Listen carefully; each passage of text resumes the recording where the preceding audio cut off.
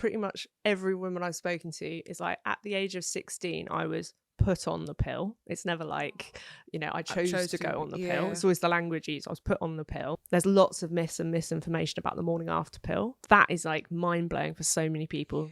Why can't men just take the pill? Yes, why can't they? Why can't they? Because it's taken so long to make a male pill. But why? Hi guys, welcome back to Tea at 4. I'm Christie. And I'm Lauren. This week, as part of our body literacy series, we are talking all things contraception. So this week we spoke to Alice Pelton, who is the founder of the website The Lowdown, and it's actually been described as the Tripadvisor for your vagina. Wow. So where we might usually have these conversations about contraception in our group chats with our girlfriends, but this website is basically a forum where women can share their experiences, talk about the side effects they've gone through, all in one place. But not just women, men too, seeking advice for their sisters, friends, cousins, like you name it. I feel like what is the case for a lot of women is that we were kind of put on the pill when we were 16, didn't really understand how it worked, not much autonomy there, and I haven't really had a refresher until now, so it was very good in that respect. We also debunked some crazy myths and also spoke about the male pill. Does it exist? When is it coming out? And will they take it? I've got to know. You've got to know. Carry on watching the episode. Enjoy.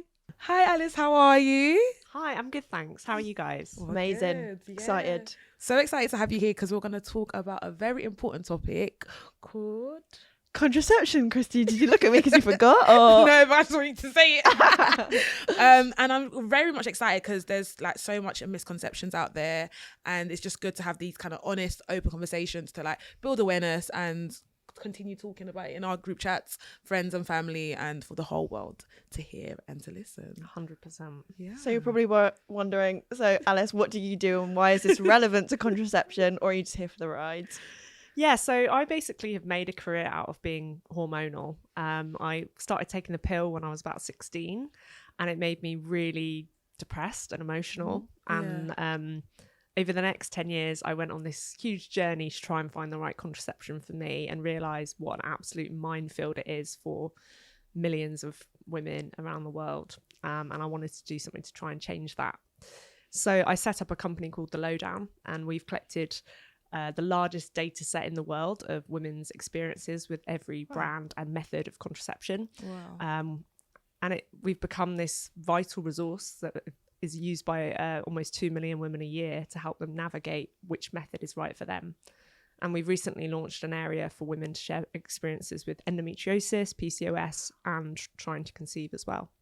My God, I wish I had that when I was 16 and I was just going to like my GP on the Isle of Wight, and I felt like I was rushed through like an appointment where I was understanding like what was best for me. And I just have a forum of other women being like, because it's right, people give their ages, they give their experience of going on it, and then if they came off it, they'll say that too. So why was that so important for you to share? Like, now is our generation becoming more aware of maybe the side effects or the long-term effects of contraception? What was the purpose? So I guess as a woman like you, really short GP appointment, frustrated, couldn't get my questions answered, and felt like there was this massive lack of data. If you Google it, there wasn't really helpful, like tangible stats on side effects, nothing that could really like help me. Okay, if I didn't get on with this pill, would this pill be better? So the lack of kind of quality data that's packaged in a like easy to understand, insightful way really kind of led me to have the vision for the initial platform, which was a very sort of easy to understand, speaks about these things in the language that you understand, and helps you make the right decision for you, independently of maybe what a GP may jump to prescribe to you or what your smaller group of friends are saying. I thought it'd be really interesting to see, instead of just asking like my 3 best mates, what if we asked thousands of women? How did you find it? What, did it work? Did it not? Did you lose your sex drive? What would that tell us? So I just sort of set it up initially to kind of as an experiment to see if it would be interesting. I think it's quite interesting because when you think about going to the GP, more commonly, a lot of my GPs have always been male. So now to sit in that room, talk about, I want to jump on contraception, what's out there, and then it's being comfortable enough to kind of ask those kind of questions. Is it okay for me? But I go through this. How can that person relate with me? So the fact that you've got like this forum of like a site that has literally everything and anything that you need. Me right now, I'm not on contraception. Just because I feel like there's just so much scaremongering out there, and it's like I don't know what will work for me and what's the best way to go about it. I can't speak to my parents about it because they're in a generation where they didn't use it, or it's one of them ones where they don't have enough information to kind of like pass it on to me. So it's always been like a no-go zone with me and my mum. It's just very nice to know that you've built a platform that it just brings everybody together. Did you have like a general interest in, I guess, like contraception before, like the like biology, science, reproduction, all that shit? My mum's a doctor, so I always, I guess, was like talking to her a lot about these issues, and I just get pissed off about stuff, and I was just angry really throughout my 20s. I was like, this is ridiculous. Like, is this really the best way? You know, we talk about GP appointments, they're so short, there's no way they could go through everything they need to go through in that appointment. It's very difficult to do that in the time. And then so I guess I just saw a gap, and I'd worked in technology before, so I was like building apps and websites and things for other companies. So that kind of my personal experience combined with my like business experience combined. I find it funny because like when I think even about reading the pill packets, and you know when you open the thing and it's got the side effects that opens out about 16 times, it's like, it's kind of, you described it like a Tripadvisor for your vagina. I like that compared to like, I'm not going to sit and read that. And who would? Yeah, but they tell you when you go home, just sit down. I'm like, no, I don't even want to take it out and be like, people, what are you reading? Like, oh my God, she's on that. What's that all about? That's problematic though, because I feel like I did take the contraceptive pill for, I think I took about 7 different pills over the space of like 11 years. And I knew the side effects and obviously what it was doing to stop me getting pregnant, stop me having painful periods and things like that, but I didn't actually ever know how it worked. And that sounds quite bad to admit, but like I don't know the science. I don't know what's internal. How do you think the morning after pill works? Yeah, exactly. Is that actually a question you're asking us? Yeah, I think it's interesting, right? Take it and then it attacks the sperm, and then they go into a fight, and then the sperm dies, right? Christie watched a YouTube video before this work. That's how it works, right? It's really interesting. So the morning after pill it stops you from ovulating. Yeah. Right. So it's, you know, it's there to stop you from releasing an egg. So if there are some sperm hanging around in there, they ain't going to meet up. But if you've already ovulated, it's still a point in taking it, but that egg's already set sail. You know, it's on its little adventure down to your womb. And not enough people know actually how it works. And same with many contraceptives, right? It's bad, isn't it? I don't think it's bad. It's just a reflection of how bad the information and advice is around this topic. And it's such an essential drug or thing that billion people use around the world, but loads of us don't actually know that much about it. Yeah, I think it's interesting what you were saying about having that reference of 3 friends or like a group chat to think about. I personally remember when I first went on the pill and I had spots, and then I must have overheard some girls in the year above saying, oh, I'm on the Yasmin pill and that's cleared my skin up. So there I was trotting down to the little sexual health clinic, and I was like, I want to go on Yasmin because my friends have had their acne cleared up. And then they were like, no, that's not going to really work for you. And it's just like, it's not a one size fits all kind of thing.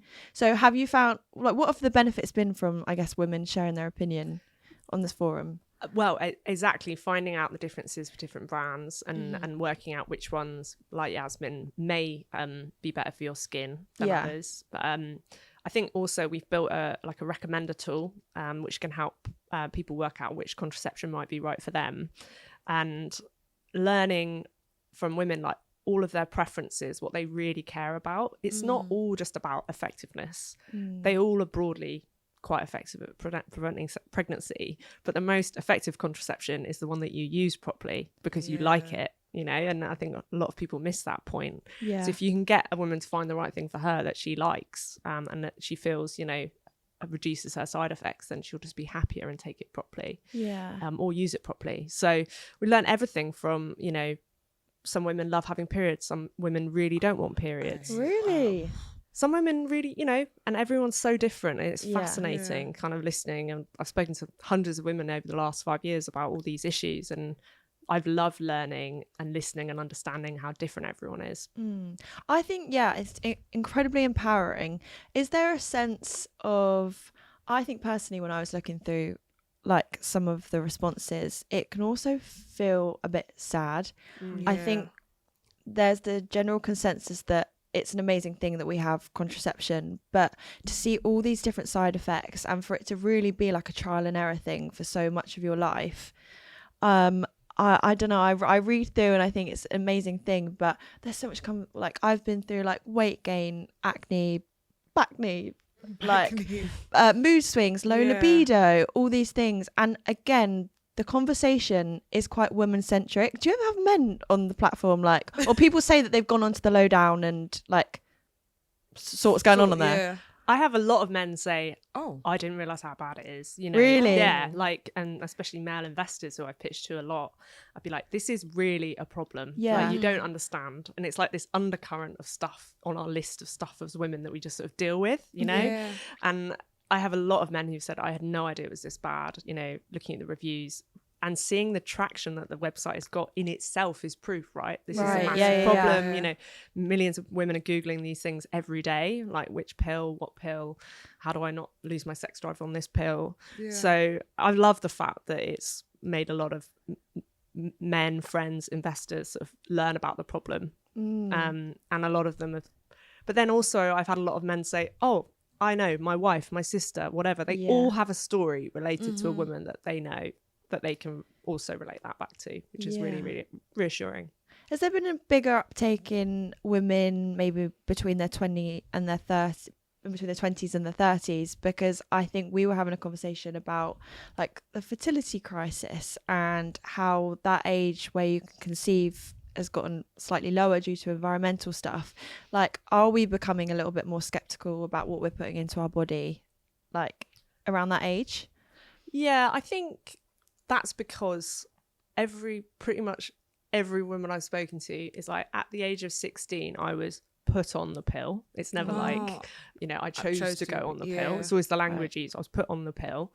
And then they sort of, as they get into their 20s, maybe they realise that pill wasn't right for them, and then they come off it, and then they go through this process of like learning about their body, learning about what they want to do.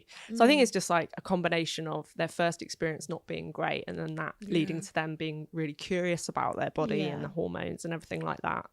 And on the fertility point, the issue that contraception has is often linked with reducing your long-term fertility. Right. But that's not the case. It's just that often when you're using contraception, it may mask things like endometriosis or PCOS or irregular periods that could have an impact on your fertility. Yeah. But if you're on the pill for 10 years, you just might not realise that's happening. Does that make sense? You're kind of you're putting a pause on that work to work that out, because you're taking contraception quite rightly because you don't want to get pregnant at that point. So often when you come off that contraception, you then say, "Oh, I'm suddenly realised I might not be able to get pregnant as quickly as I'd hoped."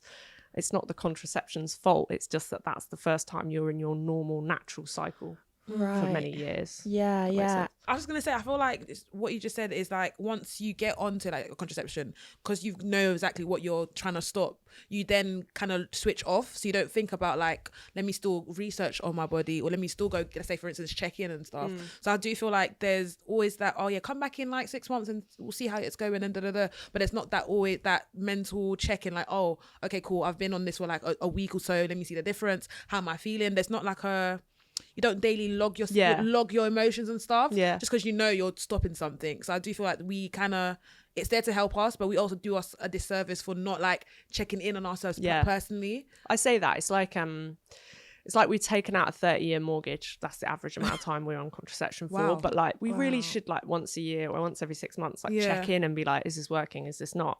Hopefully it's fine. And if you're not asking yourself that question, it probably is, because you're not thinking about it, which is great. And that's our goal, for you not to, when you're happy with something, not to have to worry about it. Right. To get on with your life. Yeah. I guess, but we probably also don't see them cases of all the women that are quite happy. So it's good that your forum allows people to maybe kind of not criticize, but like report on maybe the bad side effects. But for the people that are doing well, there's nothing more reassuring than going on and saying, oh, that's going to be all right soon. And we actually have an even split of positive and negative reviews on our site, which I'm really pleased about, because one of the initial criticisms was, oh, isn't everyone who's just had a bad experience going to come and moan? I mean, any review platform has that problem. But yeah, it's been really nice to see women saying this has totally changed my life. It's improved my, you know, heavy periods, or my sex life's better as a result. And yeah, really, really pleased about that. Yeah. Do you hear many myths on TikTok? I mean it's the worst place for it. TikTok, it's so bad. But around contraception, have you seen much on the platform or with your friends? So many myths, not just from women, from healthcare professionals. Everything sort of just pervades, and you know, you end up with people coming to you saying, oh, I've heard this. Everything from, I think the biggest thing is you don't have to take breaks between your pill packets. If you're on the combined pill, you don't always have to have a break between those packets, so you don't need to have a breakthrough bleed if you don't want one. That is like mind-blowing for so many people who thought they had to take that break, and we got loads of advice for that on the lowdown. Things like people thinking that you need to have had a baby to get a coil fitted. That's not true. I've heard that one. And I think it comes from the belief it would be easier to fit if you've had a baby, but you know, there's absolutely no reason why you can't look into the coil as an option if you've never given birth. There's lots of myths and misinformation about the morning after pill. I feel like that's a space, and it's quite a taboo space, that people, you know, the incorrect belief that if you take it too many times you'll become infertile, or you know, it's sort of laden with stuff that I remember being a teenage girl and being like scared of the morning after pill. There's a lot of negativity around it, or not negativity, but just unknown. You saw that from like a lot of your friends will be like, you're going again? Are you sure you want to do that? How many times has it been this year? I think you should slide. It's like, oh, okay, cool, slow down. It's really interesting. And you know, it's safe to take as many times as you need to take it, but it's not a great form of long-term contraception. But you know, it shouldn't be. It's bound up with all of this stuff. Has there been like an increase of women using natural methods on your site? Have you seen like a lot of people being like, oh yeah, I was on, and now I'm just completely I think by natural methods there's like two types. So there's the old school type, which is like plotting your period and kind of using almost like pen and paper to work out when you think you might be fertile. And then there's apps like Natural Cycles, which do all of the kind of decisioning for you, so you don't have to you keep track, and you really have to be really into it and on it, but the app helps work things out for you. We've definitely seen a movement towards women being interested in these options because there aren't that many good non-hormonal contraceptive methods out there in terms of, you know, they all give, hormonal methods all give lots of us the similar side effects and impact our life. So women are desperate for something better. I do though say it shouldn't be overstated how many women are going towards natural methods. So Natural Cycles has about 2 million users around the world. The pill is taken by over 150 million women. So it is still a tiny subset of, you know, how many people take something like the pill. But we're really excited that these new innovations have happened and people are building new contraceptives or looking at doing it in a different way, because we definitely need better methods. So I remember back in school, I jumped on contraception very, very late, but a lot of I went to a girls' school as well, so a lot of the girls in school would jump on just to add weight. Oh, I want bigger boobs. Oh, I want to look this certain way. So I think we had like a pandemic of like, in my year, like from year 7 to like by year 11, maybe like 80% of my school, like my year group, were on contraception. I was just like, guys, why are you doing that? But then you could tell like some people, they were on it and they didn't basically take it the right way. So some of them got pregnant, some of them just had very bad mental health and stuff as well. So it was quite interesting that back then it was just like, it's to enhance, you know, to make me look like a woman again, grow into my woman body. It was quite interesting. So it always used to kind of confuse me. I was like, people are doing it for the wrong thing. So I'm a panicky person. I always have a lot of questions. So I'm just like, y'all go ahead. I'll watch and see how it goes. Let my own boobs grow. And then when my time comes, then I'll do what I have to do. So I just find it interesting that back then when we were in school and stuff, there wasn't much on it, and people just going it was basically a trend. So that's so true. I wonder if it's more like that as young people. I don't know if it's less young people going on the contraceptive pill these days.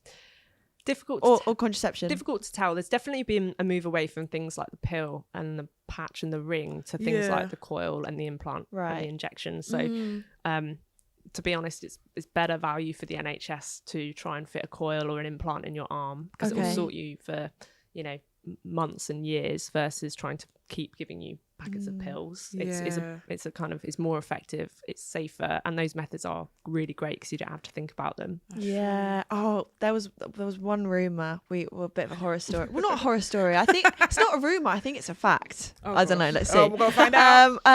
Apparently with the coil inside you, sometimes when you're having sex, the man can feel, is that true? Said strings, yeah. Is this true?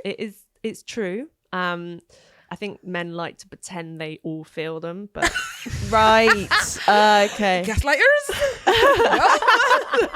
Right. It is true, especially after you've just had it fitted. The threads sort of become more bendy as the longer it's been in. Okay. So they sort of soften. Yeah. Okay. So especially if you've just had it fitted, they might be able to feel them more, but over time the threads will soften. But yeah, definitely had partners and friends' partners comment that they felt something. Yeah. And it's fine, but some men do find it uncomfortable. Can you still stick a tampon in if you've got the coil fitted? It doesn't go up that far. Yeah, I'm just asking. Yeah, you can. Okay. Although if you want to try moon cup, you've got to be a little bit careful when you take the moon cup out, because there have been some links to coils becoming dislodged because of the moon cup. Right. Yeah, sort of suctioning things out. So if you use a moon cup and you have a coil, there's some really good guidance on the Moon Cup's website about what to do. Yeah, and I've heard rumours. They're facts again. They're facts. Sorry, I love making gossip. People having the one in the arm move around the arm when they've gone to go take it out. Yeah, very, very small number of cases that happens, but Right. yeah, that can happen. What else have I heard? Coils, I think, just like kind of make everyone a bit like Scary, squirmy. Yeah. I couldn't get one fitted for a long time because every time I even thought about it, I squirmed. You know, I was like, oh, I can't. The thought. But after trying pretty much every contraceptive out there, I was like, well, I've got to try the coil. Like, it's the last one left. And it wasn't actually as bad as I thought it would be. But yeah, I think there's always horror stories, and there's always like a small percentage of people who will have, you know, the coil maybe coming out or being super painful or the implant moving. But those are really a small proportion, a very, very small proportion. And the majority of these methods are so safe, and they've been used by so many millions of people for so long. Yeah. Well, I don't know the personal reason you maybe went on contraception in the first place, but I personally had possible symptoms of endometriosis, and I went to several different GPs, both from like the small island I grew up in and then small towns, and just everyone heard that and instantly went, no, it's just severe period cramps. Go on this pill and then go on this pill that will stop the periods completely. And I guess my question for you, would you consider yourself pro contraception or pro maybe awareness of the options you have out there? Yeah, it's a good question. I think what I hated is that before I started the Lowdown, you couldn't have like a nuanced discussion about contraception. You couldn't have like pros and cons in the same place. It was always, oh, well, if you're too negative about it, women will stop taking it, so you can't ever say anything about side effects because otherwise we'll stop using it.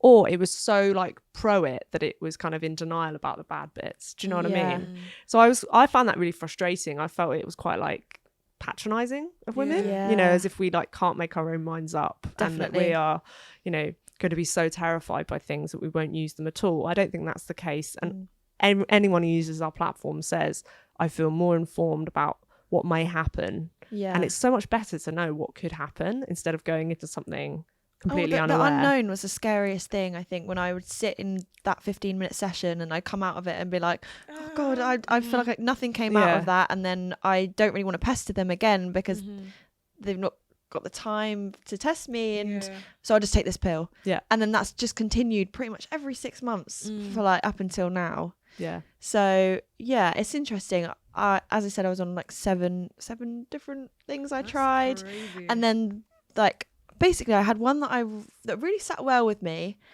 up until about 6 months ago when I was traveling, and I started getting this hormonal acne again, and I was like, right. So then every time I'd come off on the 7-day break, my skin would clear up. So then I was assessing, and I was like, God, is this really for me? But I think as well, one of the biggest fears of the unknown for me was like, is coming off it going to be just as bad as when I'm on it? Yeah. And I think I was told horror stories of like, oh, your skin could get worse.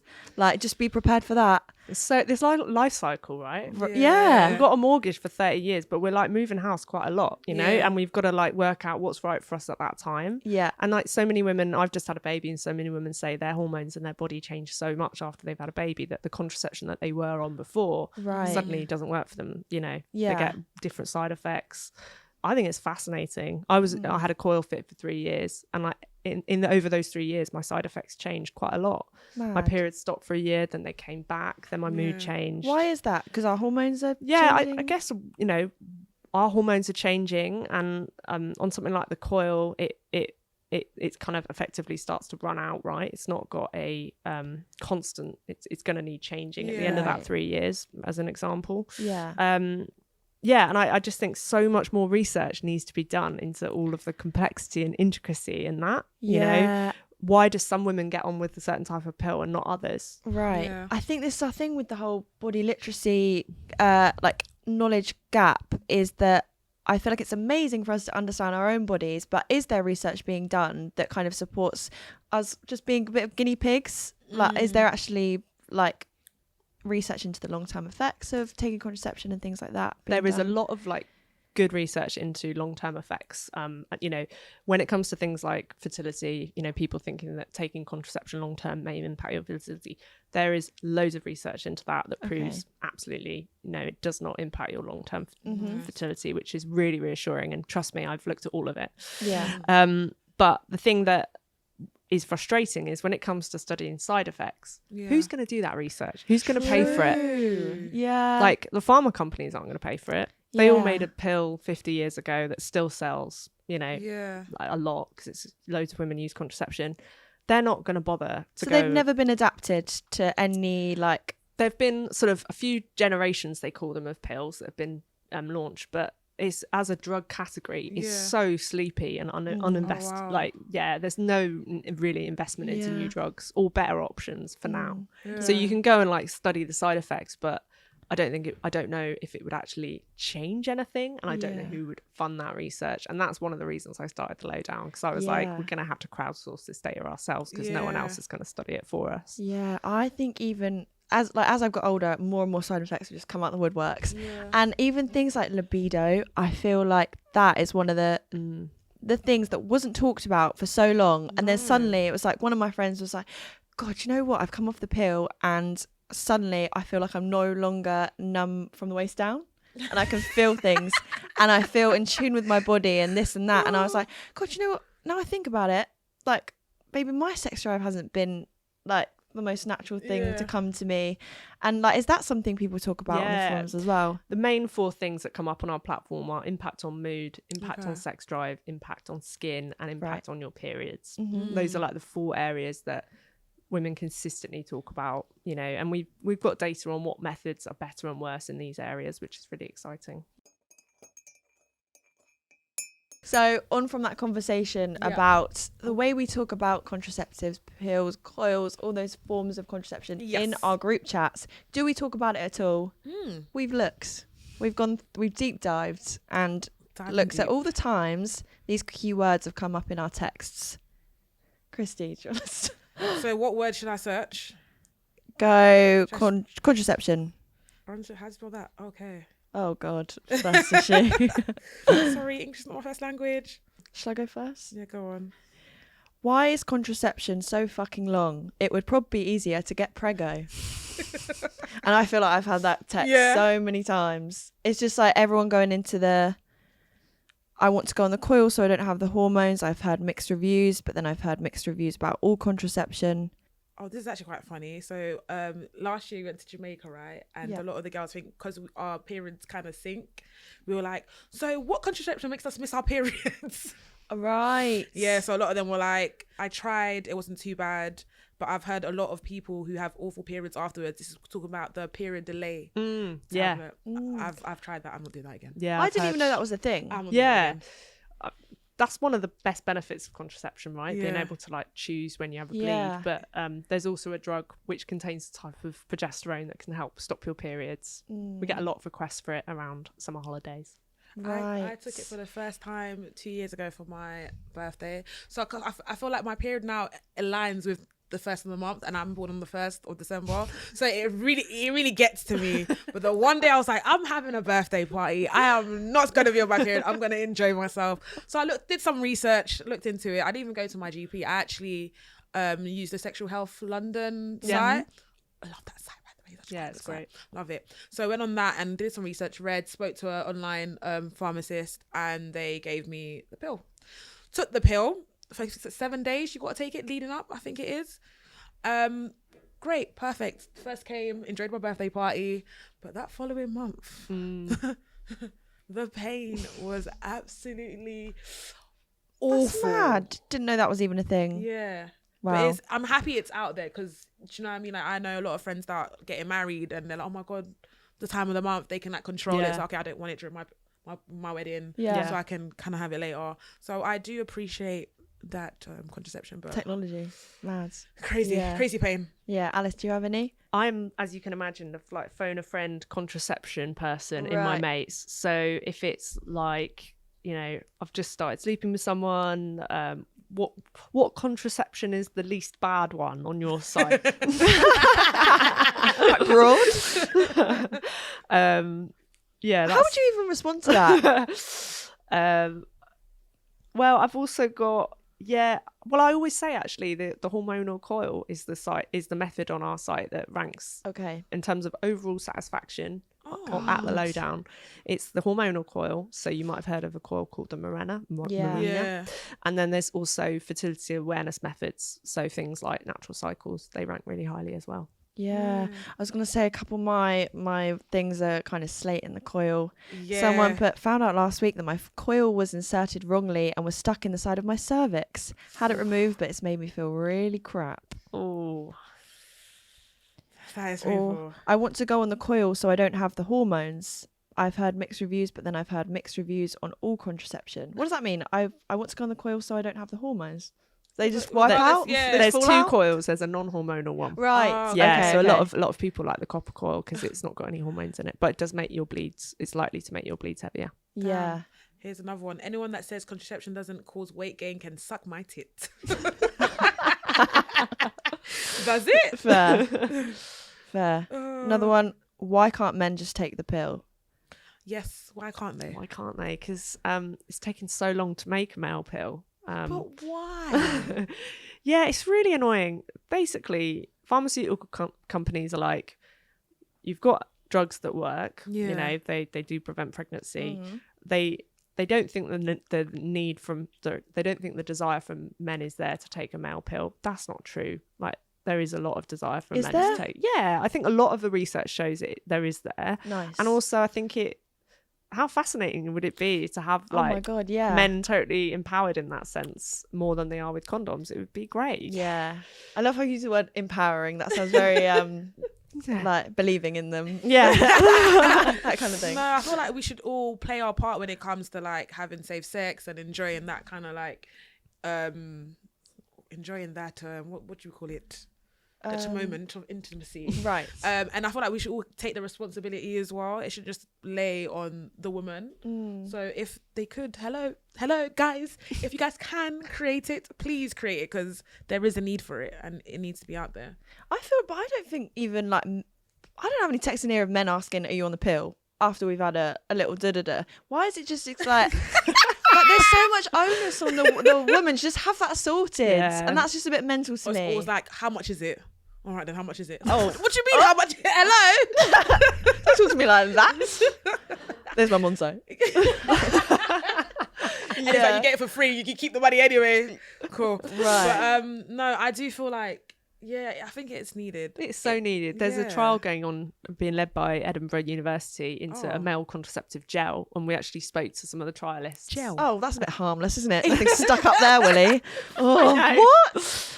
And you rub like a gel onto the man's like back and shoulders, and it stops his sperm from swimming effectively. It's really interesting. It's not very invasive, is So it? they just get, come and just get a nice little rub down, massage. massage. It's a little bit of a gel. Whilst I've got to sit on the nurse bed and Open wide, Christy. Yeah.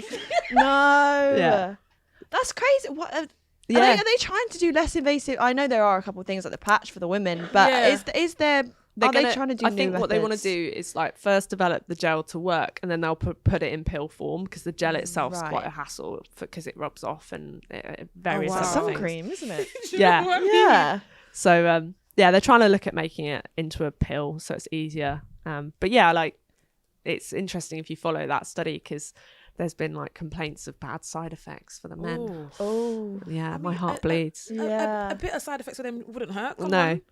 It's really interesting. what are the side effects? Things like, well, effectively they're sort of taking out their natural testosterone. So some of them, their voices go a bit higher and things like that. And they're trying to get that balance right. No, don't laugh. Don't laugh. Sorry. I just, in my head, I just imagine somebody talking and then the helium voice An octave higher. No. Be kind. Be kind. This is what we're wanting. This is the future. You can't be laughing. No, but the same way we kind of be like, when you see that kind of sharp pain, when we're like, oh my God, sometimes they should. To be fair, men have been like calling us out for being on the blob and stuff for all that time. Yeah. Exactly. It's that time. Their voices raised enough octave. Yeah. Sorry. Jokes. Okay, let's see. I've got one here. Fact of the day: breastfeeding is a form of contraception. Is that true? This is so technically. It's quite complicated. You've got to only breastfeed, very like you can't even like pump, you can't even miss a feed. There's loads of like things you have to be really careful. Right. But in some situations it can stop you from ovulating, and therefore you might not be able to get pregnant. But that is a huge caveat, and you should really speak to your doctor about it. It's often not advised to be used as a form of contraception. Fair. Okay, noted. Good. Wow. Well, so all of mine are just like those group chat discussions of just like finding the right one is so hard. It's annoying and unfair. We have to put our bodies through it, to be honest. And then we're just going back and forth with what did it feel like? I've tried every single type except the patch and injection. It's just a lot of ones from my friends also complaining that they can't get a coil or an implant fitted because there's nowhere. Yeah, this is the thing. Yeah. So even if you didn't get on with the coil, for example, and you were bleeding heavily in pain, it's not guaranteed that if you called up your GP and was like, I need this taken out today, that could happen. It's hard. And that's because of loads of cuts that they've made to sexual health services in this country. I think that's crazy. Right. Yeah. I mean, in terms of, I think it was an interesting conversation about like the politics we vote for and the government and how much investment they're putting into women's health and things like the contraception. And a lot of them are men as well. So that's something like, is that something we should be more conscious of? Yeah, I mean, it's a huge problem. Not to bore you, but essentially the budget that goes to sexual health, it got moved to like councils or local authorities to sort of have that budget and look after it. And so it has to play off against all the other things that councils are trying to, roadworks and bins and all of that. And that's not, it's always going to get like pushed to the side. Yeah. That's why you've had loads of sexual health clinics shut down. I mean, the government's recently pledged 25 million to put into women's health hubs. But I think the government's just pledged 30 million into grassroots women's football. Now, I love women's sport, don't get me wrong, but like 25 million is a drop in the ocean for how much we need to be spending on women's health in this country.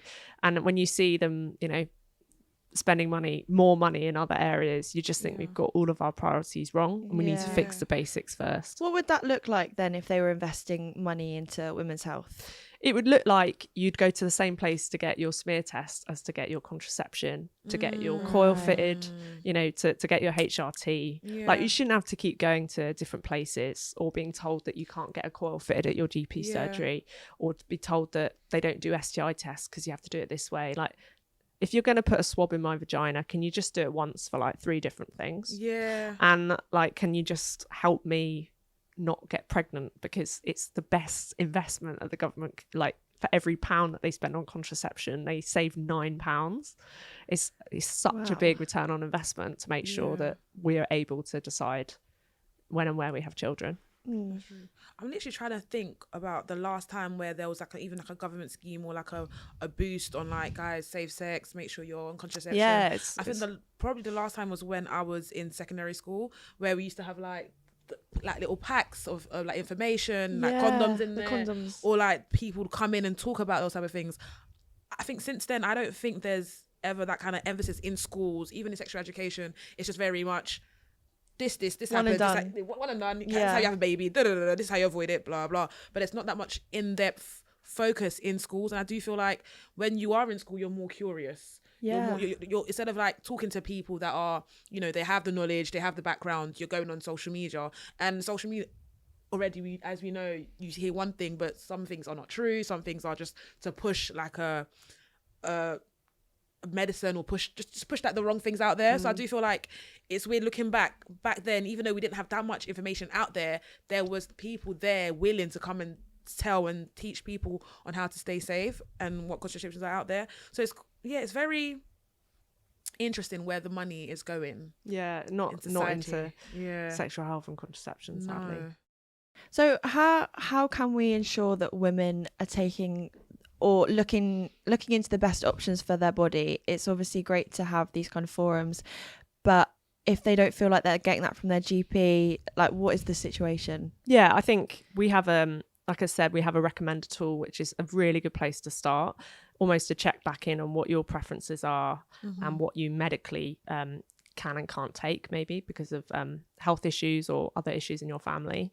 That will open up a kind of menu of options that we've loads of information and content on our site, which you can read, webinars, blogs, everything that you can really kind of get your hands on.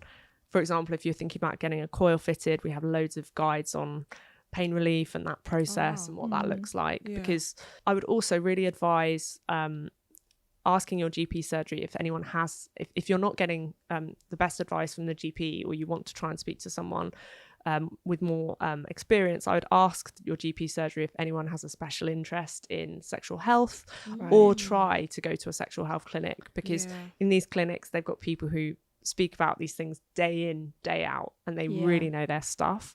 And I know a lot of clinics have been shut down and it's hard to get into them, but if you really are struggling, they're a really good place to go to.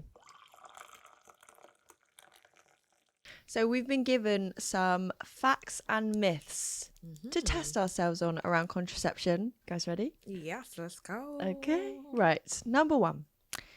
How did they test for contraceptive pills? Does anyone know? On lab. On what? Lab on animals. lab? I thought you said on lamp. I was like, No, that's like not lab human. animals, like you see how they test it on like rats and stuff. No? Really? No, they would have like probably done animal trials first, but the history of how they initially developed the pill is pretty dodgy. Yeah. There's a horrible history of them giving it to Puerto Rican women who didn't know what they were taking, and then suffering horrendous side effects, and some of them dying during the trial.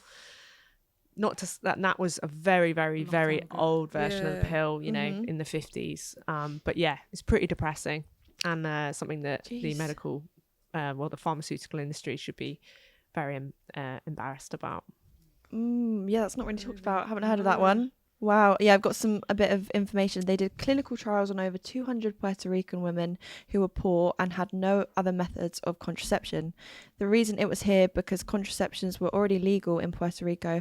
However, the women were not properly informed of the health and safety risks. And then the symptoms they reported were vomiting, headaches, dizziness, and menstrual irregularities, with some having to be hospitalized. However, the researchers deemed these side effects unimportant compared to their discovery.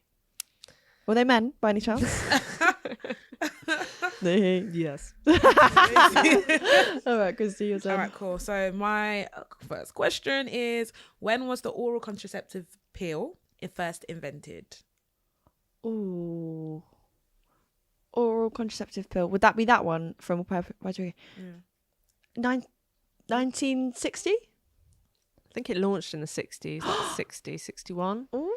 Okay. And I think it was Answer available is- in the NHS in 69 or something. Oh, very Dunno. close, guys. I guess I could give it to you guys. It says May 1950. However, it wasn't FDA approved until 1960. Yeah. Wow. The swinging 60s. Yeah. Whoa. Love it.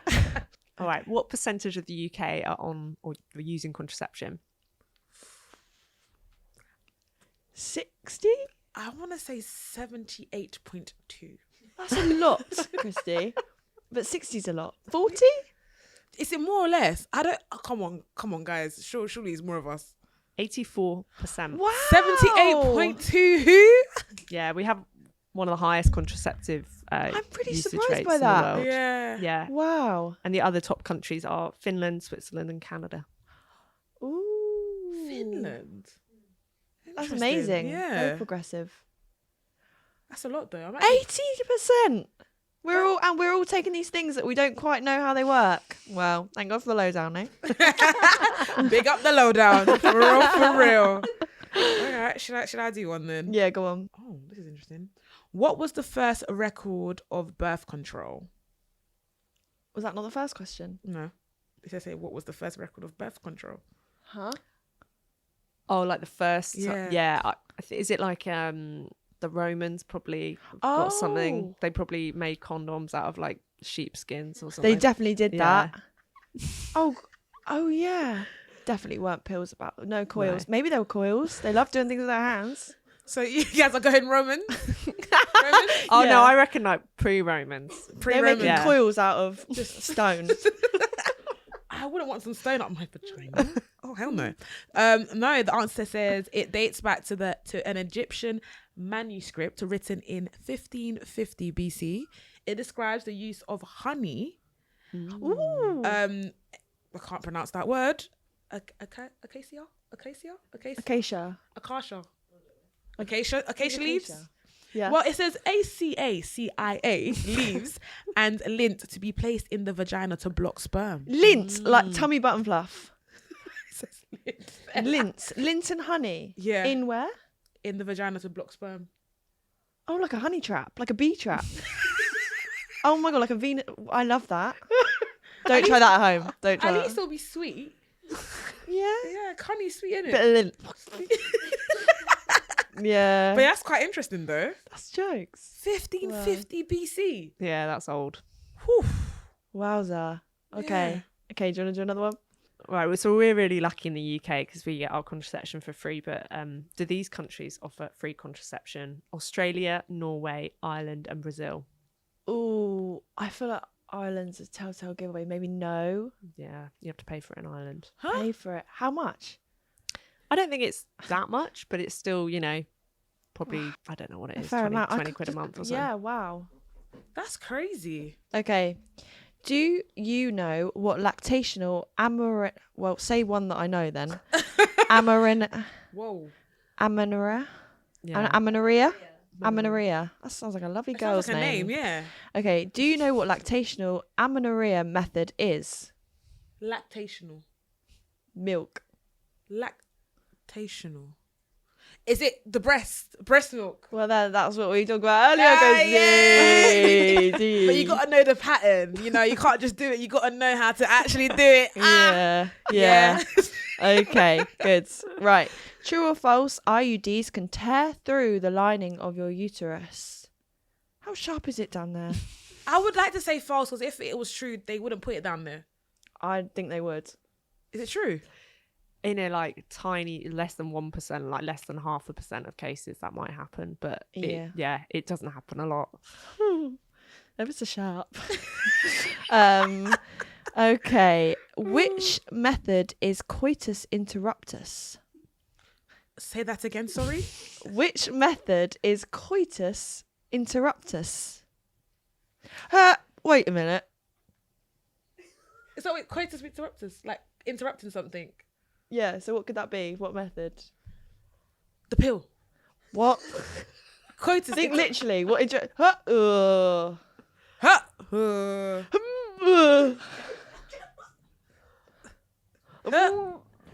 Period cramps. Oh no!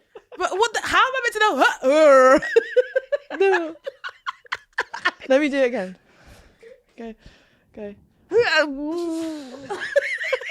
done. A bit like a Roman sacrifice. The Egyptians would have done it. Oh.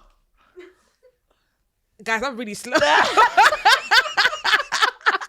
The Egyptian. It's the pull out, maybe. The pull-out method. Yeah. Withdrawal, interrupt. So you're That's not interrupting pulling said out. perm. Sperm. Who's perm? That was not pulling out. What? You could have been like, oh.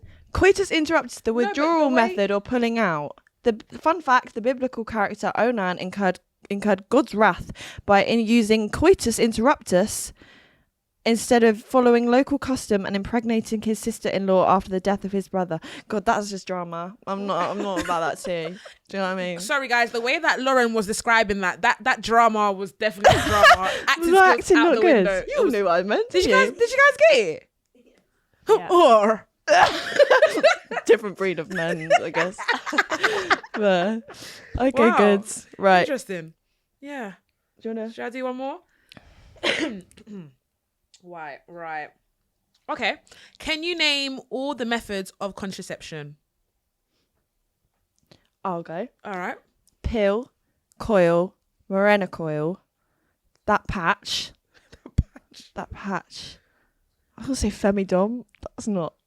Oh yeah, that is Yeah, contraception. that's one. Yeah. But oh god, She's the naming injection, the injection in the arse.